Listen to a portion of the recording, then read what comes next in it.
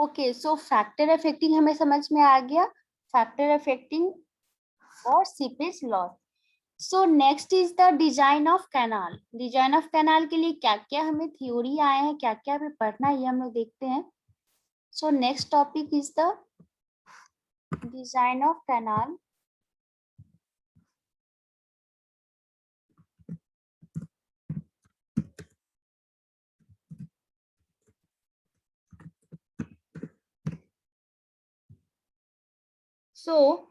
मैंने last class में ही बताया था, मैंने पहले कितनी बार बताया कि जो भी इरिगेशन से रिलेटेड जितने भी थ्योरीज आए हैं वो कहाँ पे डेवलप हुआ है, इंडिया में डेवलप हुआ है। सो डिजाइन ऑफ कैनाल, कैनाल का डिजाइन करने के लिए दो थ्योरी हमारे इंडिया में डेवलप किया गया by Lacey and second is by Kennedy, है ना। Lacey theory and Kennedy theory, ये दो थ्योरी हमें पढ़ना for design of canal. So क्या है Lacey theory and Kennedy theory, वो देखने के पहले थोड़ा ओवरव्यू देखते हैं कैनाल डिजाइन के बारे में।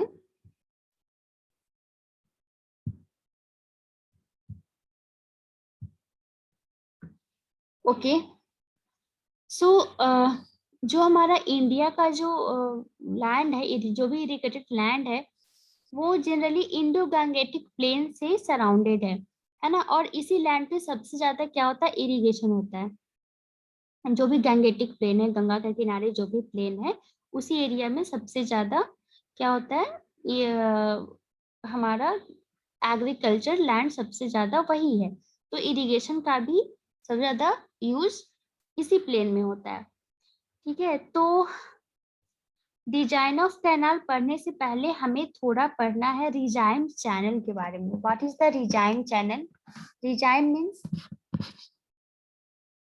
रिजाइम आइडियल कैनाल कोई ma'am regime canal? Ideal canal मतलब क्या? मैम कोई लॉस नहीं होगा उसमें।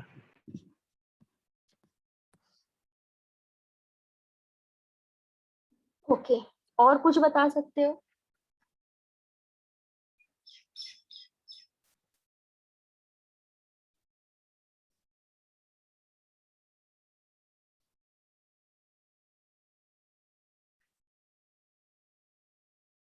सो रिजाइम चैनल क्या होता है?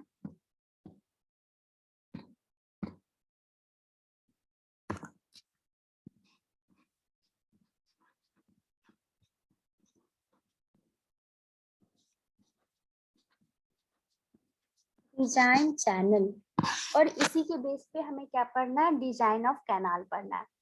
सो a channel said to be designed if the flow is such that silting and scoring does not take place। कोई भी चैनल जिसमें कि सिल्टिंग और स्कॉरिंग नहीं हो रहा है, वैसा चैनल क्या कहलाएगा, रिजाइम स्टेट चैनल। वो चैनल हमारा किस स्टेट में है, रिजाइम स्टेट में, मतलब स्टेबल कंडीशन में है। ठीक है, रिजाइम मीन्स क्या, स्टेबल चैनल। तो अगर स्कॉरिंग और सिल्टिंग नहीं हो रहा है, इसका मतलब क्या, इसका मतलब क्या, अगर स्कॉरिंग और सिल्टिंग नहीं हो रहा है तो इसका क्या मीनिंग हुआ। अगर स्कॉरिंग और सिल्टिंग हो रहा है तो किसी भी चैनल में क्या चेंज हो सकता है, ये हमारा चैनल था। ठीक है, ये हमारा चैनल था, यहाँ पे डेप्थ डी हमने लिया। इफ स्कॉरिंग और silting is continuous, then what is change in this channel? Depth में इसका चेंज होगा, डेप्थ में कहीं इसका पे चेंज डेप्थ होगा। ज्यादा हो। एग्जैक्टली करेक्ट है। So regime channel means stable channel. So stable channel या फिर रिजाइम चैनल को सबसे पहले डिफाइन किया गया, बाकी बाद में रिजाइम चैनल को अलग तरीके से भी डिफाइन किया गया, लेकिन जब फर्स्ट थ्योरी आया था डिजाइन ऑफ कैनाल के लिए, उस समय रिजाइम चैनल डिफाइन किया गया था। तो उसमें ये कंडीशन, ये डिफिनेशन दिया गया था कि रिजाइम चैनल वो चैनल है जिसमें कि स्कॉरिंग और सिल्टिंग नहीं होता है। मतलब क्या, इसका मीनिंग निकला कि डेप्थ में चेंज नहीं होता है।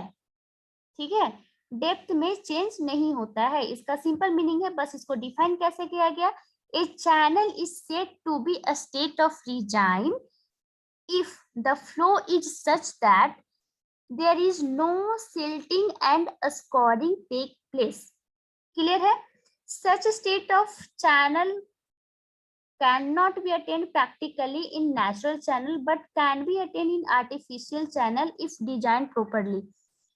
ऐसा हो सकता है क्या जो भी हमारे पास नेचुरल चैनल है वो इस तरह के होंगे कि जिसमें कि स्कोरिंग और सिल्टिंग ना हो? कोई भी रिवर के बारे में सोचो, कोई भी रिवर ऐसा है एग्जिस्ट कर रहा है हमारे अर्थ सरफेस पे जिसमें कि स्कोरिंग और सिल्टिंग ना हो? नहीं। No ma'am. नेचुरली ये पॉसिबल ही नहीं है क्योंकि वाटर फ्लो हो रहा है तो आइदर स्करिंग होगा, आइदर वो सिल्टिंग कहीं ना कहीं से सिल्ट लाकर वो अपने डिपॉजिट करेगा ही करेगा।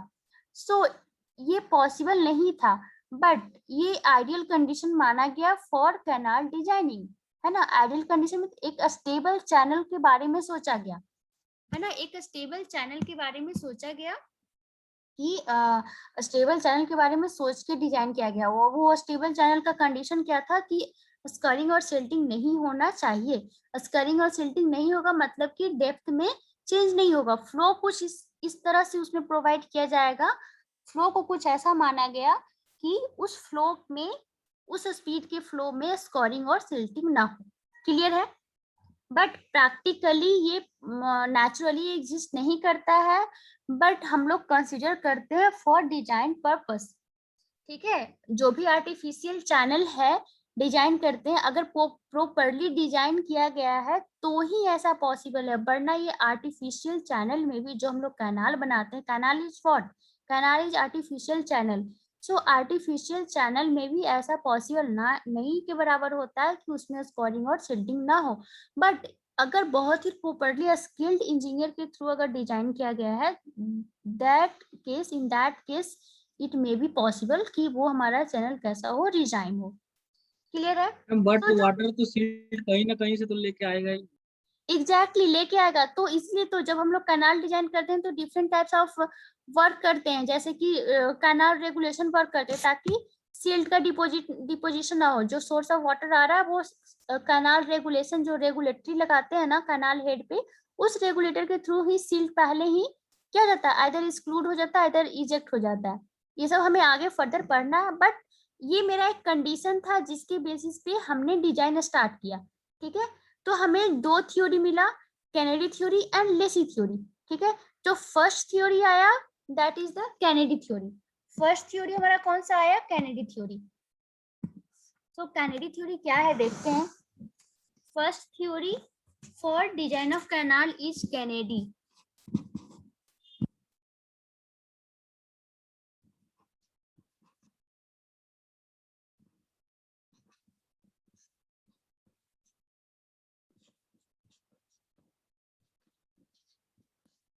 Kennedy theory. So Kennedy theory में क्या था? तो कैनेडी ने ये थ्योरी दिया, ये assumption दिया on the basis of observation, conclude that silt supporting power. ठीक है, just carefully listen the statement.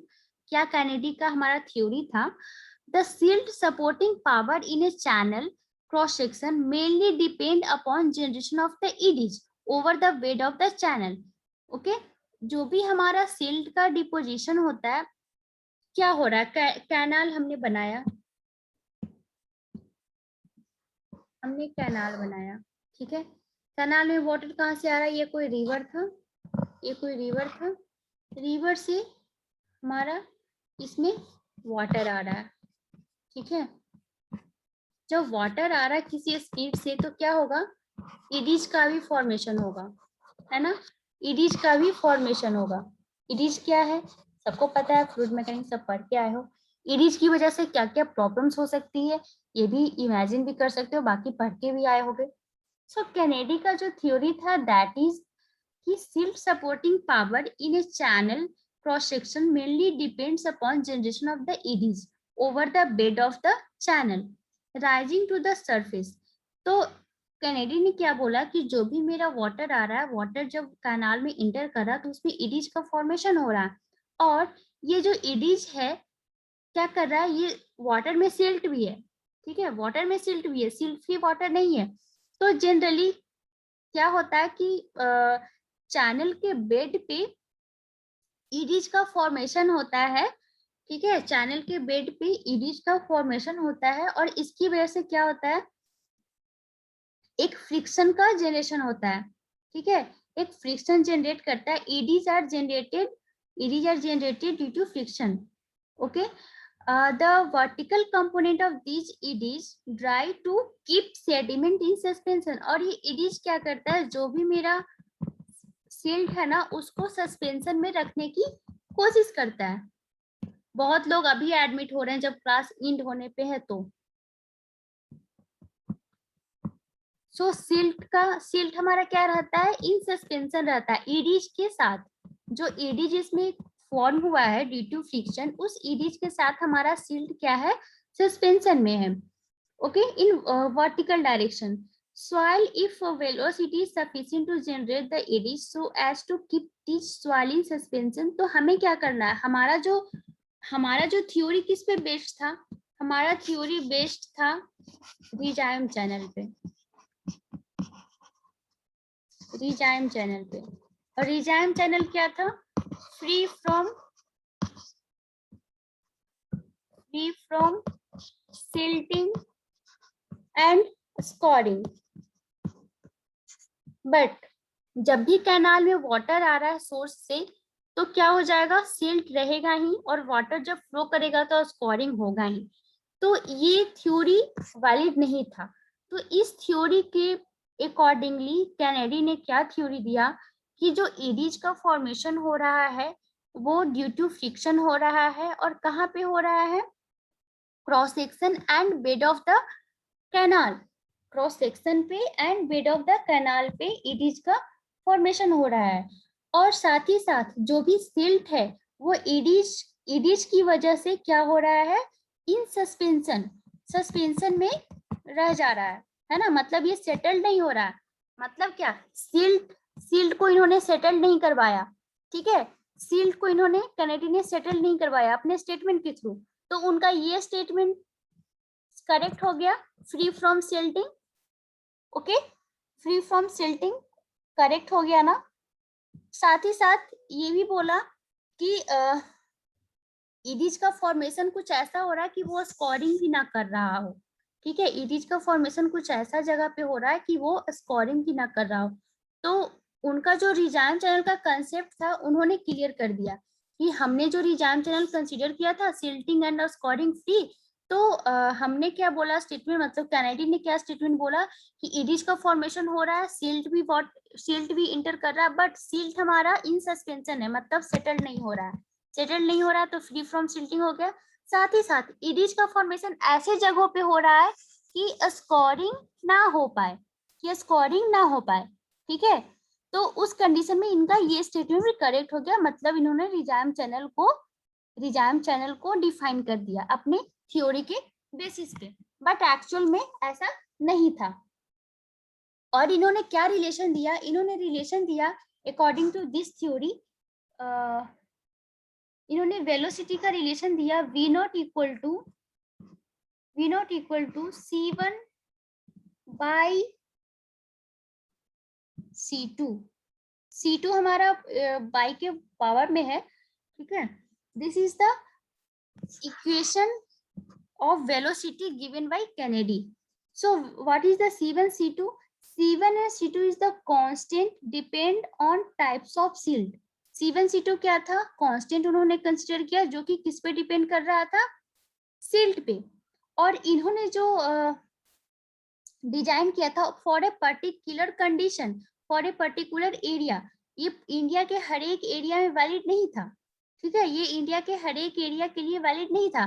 क्यों, क्योंकि हर एक एरिया का जो सॉइल होता है, सॉइल का अलग अलग प्रॉपर्टीज होता है, इसीलिए इन्होंने C1 C2 को कांस्टेंट रखा, और C1 C2 क्या किस पे डिपेंड कर रहा था, सिल्ट पे डिपेंड कर रहा था, सिल्ट मतलब क्या, टाइप्स ऑफ सॉइल पे डिपेंड कर रहा था, ठीक है। And y, what is the y is the depth of flow, y is the depth of flow and V is the velocity, this is the equation given by Kennedy, ठीक है। तो इसके बेसिस पे थोड़ा मॉडिफाई किया गया इस equation में, और कुछ वैल्यू प्रोवाइड किया गया C1 एंड C2 का। तो वो वैल्यू क्या था, वैल्यू इज ये जो रिलेशन बनाया गया था, ये जो थ्योरी बनाया गया था, वो अपर वारीडोब रीजन में बनाया गया था, अपर वारीडोब पंजाब, अपर वारीडोब पंजाब। और ये थ्योरी बस यहाँ के लिए ही वैलिड था, ठीक है। सो C1 एंड C2 का जो वैल्यू कंसिडर किया गया, दैट इज, इक्वेशन को मॉडिफाई किया गया, V not equal to 0.55 into m into y into 0.64, मतलब C का वैल्यू 0.55 एंड C2 का वैल्यू 0.64। और ये किसके लिए वैलिड था? ये पंजाब बाड़ी, अपर बाड़ीदोब का जो एरिया था उसके लिए, उसको कंसिडर करके ये वैल्यू को रखा गया। And what is the M? What is the M? M is the silt factor. तो सिल्ट फैक्टर क्या? For coarse sand, different soil के लिए अलग अलग वैल्यू रखा गया एम का। M for sand, for sand के लिए for coarse sand 1 to 1.2 for coarse sand, and m equal to 1 to 1.7 for fine sand। इन्होंने क्या बोला था कि ड्यू टू फ्रिक्शन क्या हो रहा है? ईडीज का फॉर्मेशन हो रहा है। तो फ्रिक्शन कहाँ पे जनरेट होगा? जहाँ पे मेरा थोड़ा रफ सरफेस हो। तो इन्होंने कैसा सॉइल माना था? वहां पे सैंडी सॉइल माना था। तो अगर सैंड मेरा कोर्स सैंड है तो m का वैल्यू 1 to 1.2 होगा, अगर फाइन सैंड है तो 1 से 1.7 is the value of m। So different types of silt के लिए अलग अलग m का वैल्यू इन्होंने कंसिडर किया और इस बेसिस पे इन्होंने फॉर्मूला दे दिया, ठीक है। तो इसका डिजाइन स्टेप, ये जो कैनेडी थ्योरी है, ये बहुत दिनों तक वैलिड हुआ और आज भी कुछ कुछ एरिया में ये थ्योरी वैलिड होकर क्या होता है, डिजाइन किए जाते हैं, कैनाल डिजाइन किए जाते हैं। तो स्टेप क्या है? क्वेश्चंस आते हैं कैनेडी थ्योरी पे। So design step in Kennedy theory, design step. Ma'am, yes बोलो। बट मैम इसको ऐसा तो मतलब जहाँ पे भी एडीज फॉर्म होगा वहां पे तो स्कोरिंग और सिल्टिंग दोनों ही आएगा ना मैम। कहीं पे भी कोई भी सॉइल लेंगे तो ऐसा तो कहीं पे भी कोई भी किसी भी टाइप का सॉइल में ऐसा तो नहीं होगा कि मतलब सिल्टिंग और स्कोरिंग ना हो। तो इसी के लिए तो उन्होंने बोला ना कि जो भी मेरा इडीज का फॉर्मेशन हो रहा है और जो सिल्ट है वो इन सस्पेंशन है। अगर सस्पेंशन में रहा, इसका मतलब क्या कि सेटल्ड हो ही नहीं रहा है, तो सिल्टिंग को उन्होंने अवॉइड कर दिया। साथ ही साथ स्कोरिंग के बारे में क्या उन्होंने कंसिडर किया कि इडीज का फॉर्मेशन उसके क्रॉस सेक्शन के अलोंग हो रहा है, ठीक है। तो मतलब क्या, अगर वो बिल्कुल उस एरिया पे नहीं हो रहा जहां पे स्कोरिंग हो सकता है, जहां पे स्कोरिंग डेवलप हो सकता है, उस एरिया को उन्होंने अवॉइड करके बोला कि स्कोरिंग सॉरी जो इडीज का फॉर्मेशन है उस एरिया पे नहीं हो रहा जहां से स्कोरिंग कर सकते हैं, जहां से स्कोरिंग हो सकता है। जैसे उन्होंने सिल्टिंग के लिए बोला ना कि सस्पेंशन में, जब सस्पेंशन में मेरा रहेगा सिल्ट का पार्टिकल तो वो सेटल्ड, उन्होंने बोला ही नहीं कि सेटल्ड है होगा, वो बस उन्होंने बोला कि सस्पेंशन में ही है, सेटल्ड का टर्म ही नहीं यूज हुआ। तो उस कंडीशन में सिल्टिंग हो सकता है क्या?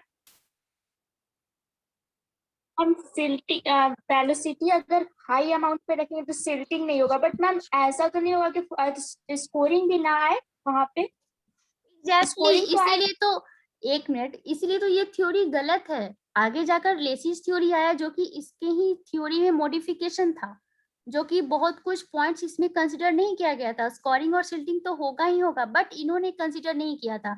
इन्होंने ऐसा स्टेटमेंट दिया था कि सिल्टिंग जो हमारा सिल्ट पार्टिकल है वो इन सस्पेंशन रह जाएगा, ठीक है, उनका स्टेटमेंट ये था। एंड साथ ही साथ स्कोरिंग का उन्होंने फ्री स्कोरिंग कैसे किया था कि जो मेरा इडीज का फॉर्मेशन है वो क्रॉस सेक्शन के लॉन्ग हो रहा है ताकि हमारा स्कोरिंग हो ही ना, ठीक है। और उन्होंने यही बताया था कि इडीज जो वेलोसिटी था, जो फ्लो था, उसकी वजह से ही हमारा क्या हो रहा था, सिल्टिंग और स्कोरिंग हो रहा था। ठीक है, बट उन्होंने वेलोसिटी अपना ईडीज फॉर्मेशन को ही मॉडिफाई कर दिया, ईडीज फॉर्मेशन के लिए ही अलग से कंडीशन बना दिया। जब हम लोग लेसी थ्योरी पढ़ेंगे तो जब इसकी जो पॉइंट्स पढ़ेंगे ना कि क्या क्या केनेडी का फॉल्ट है, उसमें हमें क्लियर होगा कि क्या क्या इन्होंने कंसिडर नहीं किया था, क्या क्या प्रॉब्लम क्रिएट हो सकता था कैनाल डिजाइनिंग में, जिसको कि ओवरकम किया लेसी ने। ठीक है, तो डिजाइन स्टेप हमारा क्या है? First design step is the from given value of discharge. जो भी हमें डिस्चार्ज का वैल्यू है, डिस्चार्ज का वैल्यू हमें कहाँ से निकलेगा? जो हमने अभी न्यूमेरिकल किया था कि डिमांड है ना, डिस्चार्ज अभी निकाला था ना पहले वाले क्वेश्चन में फॉर खरीफ एंड राबी। तो वैसे ही हम लोग पहले डिस्चार्ज निकालेंगे, मतलब अपने एग्रीकल्चर लैंड के लिए हमने पहले डिमांड निकाला, क्या डिमांड है, क्या रिक्वायरमेंट है वाटर का, है ना, वहां से हमें क्या मिल जाएगा? Discharge. So first step is the for given value of discharge by suitable trial depth compute the critical velocity of flow। जो भी मेरा डिस्चार्ज है ना उसके अकॉर्डिंगली हम लोग एक डेप्थ डिसाइड करते हैं, है ना। और ये डेप्थ कैसा होता है? ट्रायल डेप्थ होता है ना। ट्रायल डेप्थ हम लोग डिसाइड करते हैं और ट्रायल डेप्थ पे हम लोग क्या करेंगे? क्रिटिकल वेलोसिटी ऑफ फ्लो निकालेंगे। ठीक है, तो first step is the according to discharge consider trial depth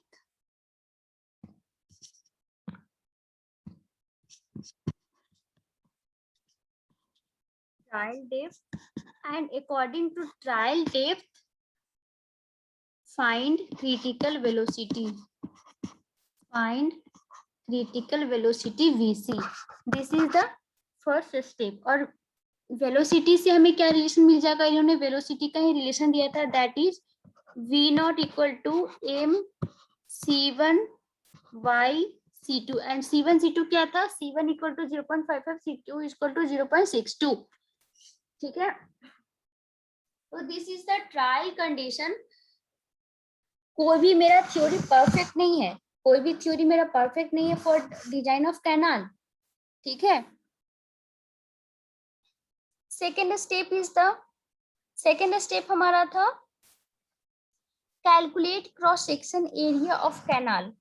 cross section area हमें कैलकुलेट करना होगा। कैसे कैलकुलेट करेंगे? तो डिस्चार्ज हमें पता है, वेलोसिटी पता है, from here discharge and velocity area can we calculate q by v0। This is the second step. Then third step, what is the third step? Third step is the हम लोग जब OCF पढ़े होंगे तो पता होगा कि कौन सा मेरा कैनाल, कौन सा चैनल है जो मोस्ट इकोनॉमिकल होता है। कौन सा कैनाल मोस्ट इकोनॉमिकल होता है?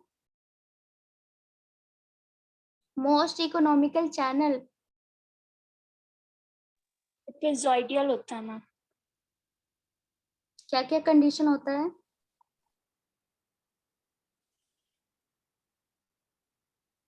याद नहीं है मैम। और कोई बताओ, और भी हो ना अभी प्रेजेंट क्लास में, कोई और बताओ।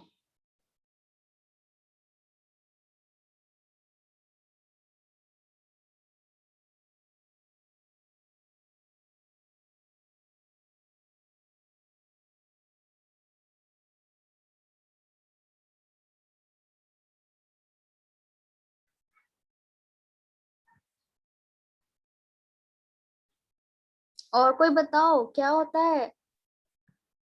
इन्होंने कैनेडी ने क्रिटिकल वेलोसिटी किसको एज्यूम किया था?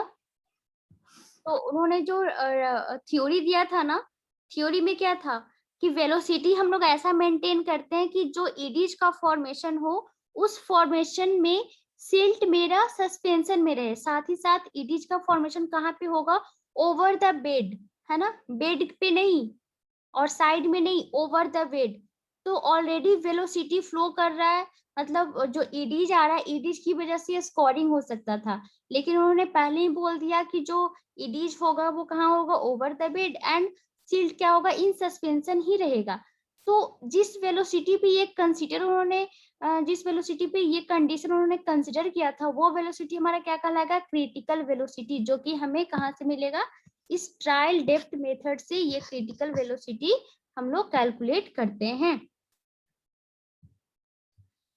सो ट्रेपेजॉइडल चैनल क्या होता है हमारा, मोस्ट इकोनॉमिकल होता है। तो एरिया हमें मिल गया, यहाँ पे हमें ट्रायल डेप्थ मिल गया, हमें वेलोसिटी मिल गया। तो नेक्स्ट जो स्टेप होगा that is assuming A trapezoidal section and side slope of 0.5 to 1, है ना। साइड स्लोप हम लोग कुछ कंसिडर करते हैं और उसके अकॉर्डिंगली हम लोग क्या करते हैं, डायमेंशन ऑफ कैनाल मतलब विड्थ और टॉप विड्थ हम लोग कैलकुलेट करते हैं। सो चैनल सिलेक्शन करते हैं for a definite slope. Trapezoidal channel होता है, ट्रेपेजॉइडल चैनल होता है with 0.5:1। Next step is the step 4, calculate hydraulic radius. हम लोग क्या करते हैं, calculate hydraulic radius. What is the hydraulic radius, R क्या होता है वैल्यू, हाइड्रोलिक रेडियस का वैल्यू क्या होता है, हाइड्रोलिक रेडियस का value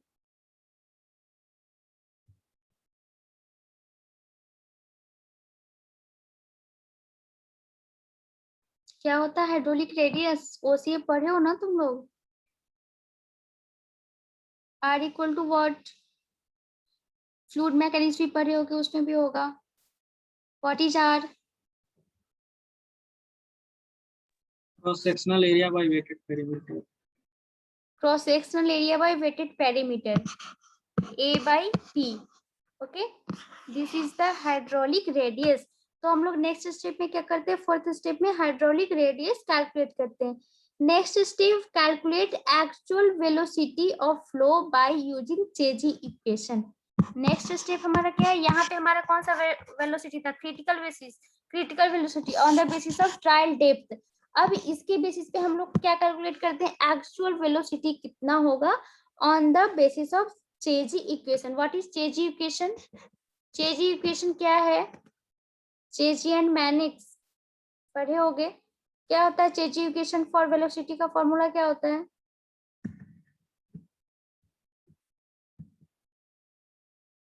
what is Chezy equation,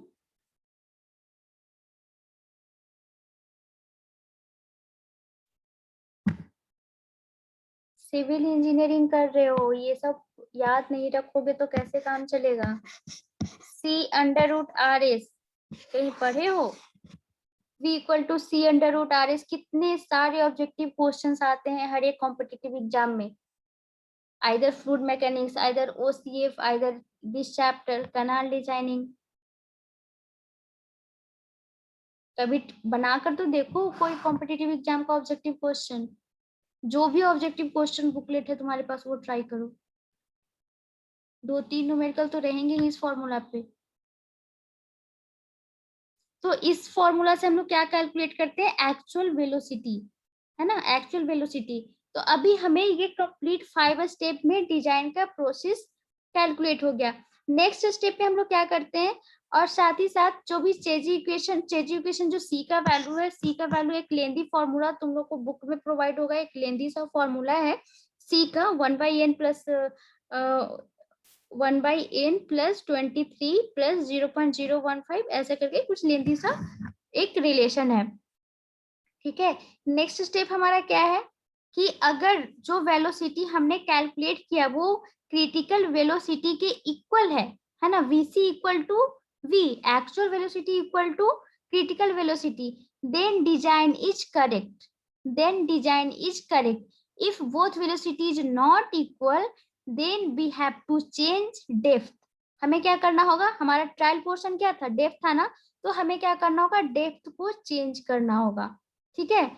मतलब हमें क्या कैलकुलेट करना, पहले हमने ट्रायल डेप्थ पे क्रिटिकल वेलोसिटी कैलकुलेट किया, अगेन हमें क्या करना है, जो भी क्रिटिकल वेलोसिटी आएगा उसे एक्चुअल वेलोसिटी से मैच होना चाहिए। अगर एक्चुअल वेलोसिटी की इक्वल क्रिटिकल वेलोसिटी नहीं है तो हम लोग डेप्थ को फिर से चेंज करेंगे, क्योंकि मेरा डेप्थ है वो क्या है, ट्रायल है ना, तो इसको चेंज करेंगे जब तक कि वो इक्वल ना हो जाए।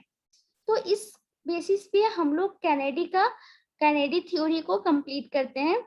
सो कैनेडी ने क्या थ्योरी दिया कि जो फ्लो हो रहा है तो हम लोग फ्लो वेलोसिटी कुछ ऐसा रखते हैं ताकि इडिज का फॉर्मेशन हो, इडिज का फॉर्मेशन इस तरह से होना चाहिए कि जो मेरा सिल्ट है वो सस्पेंशन में रहे ताकि उसका सेडिमेंट ना हो पाए, और साथ ही साथ जो इडिज है वो ओवर द बेड बने, इडिज का फॉर्मेशन ओवर द बेड बने ताकि कोई स्कोरिंग भी ना हो पाए। ओके, इस तरह से उन्होंने थ्योरी दिया और अपने थ्योरी के बेसिस पे कुछ वेलोसिटी का रिलेशन दिया। उस रिलेशन पे हम लोग इस तरह से डिजाइन स्टेप फॉलो करते हैं अकॉर्डिंग टू कैनेडी। और किस एरिया में इन्होंने अपना डिजाइन किया था? अपर बारी डोम इन पंजाब। ठीक है, तो कैनेडी थ्योरी में जो भी मिस्टेक्स थे, जो भी प्रॉब्लम्स थे, उसे ओवरकम किया किसने? लेसी ने। सो लेसी डिजाइन हम लोग नेक्स्ट चैप्टर में करेंगे। ओके, क्लियर है सबको? कुछ पूछना है? किसी को कुछ पूछना है तो पूछ सकते हो। Okay, no more question. Okay, thank you.